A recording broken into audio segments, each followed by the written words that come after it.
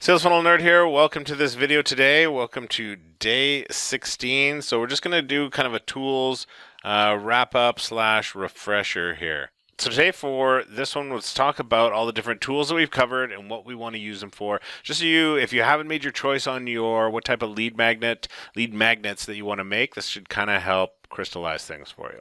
So PowerPoint is one of the main ones I use for creating slides. So slides, it could be just the slides, it could be the slides turned into a PDF, or it could be the slides and then we record a video over top of it, right? So that's what we would use PowerPoint for in creating a lead magnet. Now Camtasia, once we decide to turn those slides into a video, Camtasia or ScreenFlow, some type of recorder is what's going to let us record and edit our videos, right? Once we've got our videos recorded and edited, then we can put those, like I say, there's lots of different hosting options, but we're probably going to go with something like YouTube.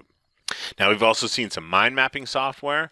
Now the nice thing about mind maps is if it's you can use it as kind of a teaser, save it as a PNG. That's what a typical image file is. That's what PNG means. We could save our mind map as pretty much anything. We can save it as a Word document or a PDF, whatever we want to do with our mind map.